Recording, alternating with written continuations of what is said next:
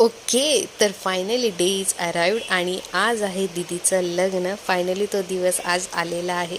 खूप छान वाटतं की फटाफट 2-3 दिवस गेले आणि तो दिवसही उजाडला.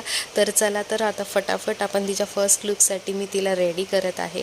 तिला छान असं रेडी केलेलं आहे, पण त्याचे फोटोज आणि व्हिडिओज बघण्यासाठी तुम्हाला माझ्या पेजलाच फॉलो करावं लागणार आहे. मी माझी पेजची ID खाली तुम्हाला मेन्शन करतेच आहे.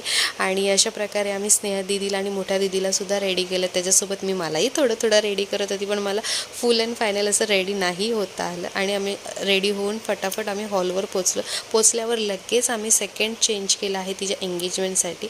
आणि अशा प्रकारे दीदीची एंगेजमेंट झालेली आहे. कॉंग्रॅच्युलेशन्स दीदी. आणि लगेचच थर्ड चेंज होता. टाईम खूप कमी होता. फटाफट सगळ्या लुकसाठी आम्ही चेंज करत होतो. आणि मस्तपैकी दीदीला फायनली मुंडवळ्या आता बांधल्या आहेत. खूप छान दिसत होती ती प्रत्येक चेंजमध्ये.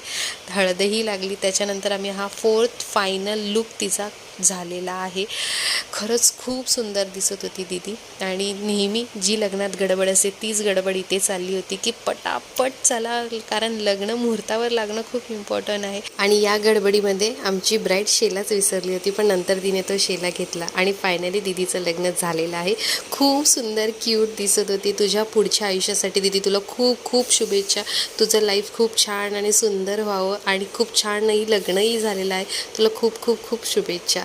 मस्तपैकी दीदी इथे तिच्या लग्नाचा लाडू खाते. ते म्हणतात ना, जो शादी का लाडू खाए वो पछताए, जो ना खाए वो भी पछताए. आणि इथे आता आहे तो इमोशनल मोमेंट जो नको नकोसा वाटतो, तो आहे बिदाई.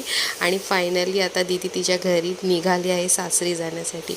अशा प्रकारे आम्ही तिलाही बाय बाय केलं आणि आम्हीही ह्या सुंदर निसर्गाला बाय बाय करत आम्हीही आमच्या परतीच्या प्रवासासाठी मुंबईला रिटर्न यायला निघालो आहोत.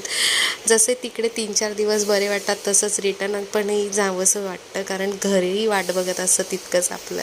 फायनली आता आपण भेटूया नेक्स्ट ब्लॉगमध्ये. Bye, take care.